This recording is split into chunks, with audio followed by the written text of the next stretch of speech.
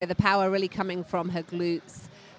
Just taking her time. I think there's they are biking really from the city centre. So there'll be a few corners, there was a roundabout there.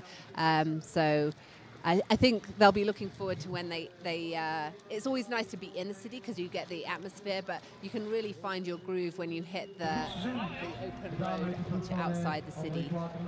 Oh, that's right. And we're looking at two more athletes about to come out of the water, and it is, again, that gap really blew apart. I think, as we kind of talk about who is a contender in this race for a push to the front. Angela Nath, haven't seen her. Yvonne van Vlerken, haven't seen her for a little while. And this duo right here, so ultimately Katja Konchak had broken them a lot earlier than we recognized. But now jumping on at an hour, remember, guys, it was 51:54 for Haley Chura, so that is right at 8.5 minutes behind. And that one, you had that name earlier, Sonia Brace-Girdle from New Zealand is third onto shore with Els Visser in fourth. So this is interesting. This is interesting for me because Sonia she's a first-year pro. She's from New Zealand. She was a rower in college. What an engine do rowers have? Kind of unknown, and I think the others will just be they don't know what to expect from her. Traditionally, I think that rowers just are good on the bike. There's something about they can take the skill.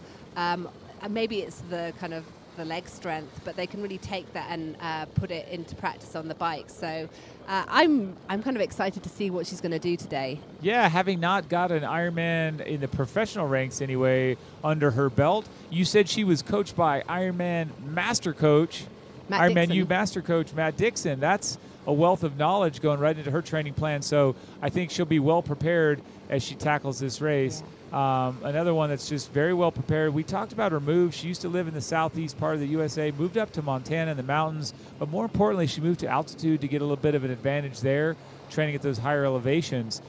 She's, I feel like, really changed the game since making that move. Mm-hmm. A healthy, well-rounded, strong individual. She's going through this underpass and coming out. I also have to thank her for being so brightly colored because she's never going to be missed. We always know that's Haley. I like that coordination. It's good. I think it really shows, when you're looking good, it just means everything's in place. You're ready to race.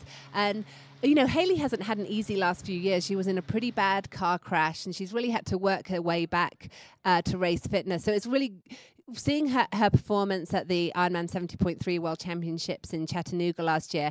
I think that was really her saying, look, I'm putting the injuries behind me.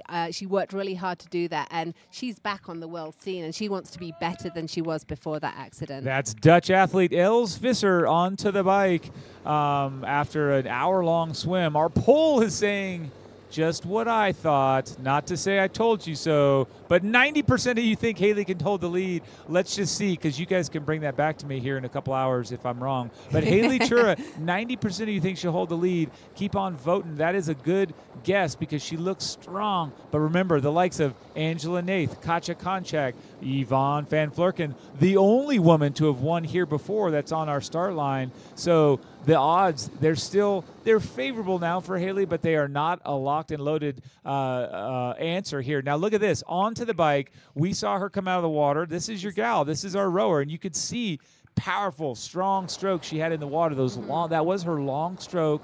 I think you guessed that early on. And onto the bike. Yeah. She has lost a bit of time in transition, you can see there, but she'll know that there's someone just up the road. So that's her first target. Can she get back and close that gap? And then for her, it is different racing in the professional fields. It's a much lonelier race. So if she could close that gap, and even if she has company for a little while, I think that could be a real benefit to her. But one thing we know about Matt Dixon, we've seen it, he does take age group athletes, and he really knows how to develop them so that they don't turn pro until they're really ready to turn pro. So that's why I think we could see, a good race. That's Yvonne van Vlerken.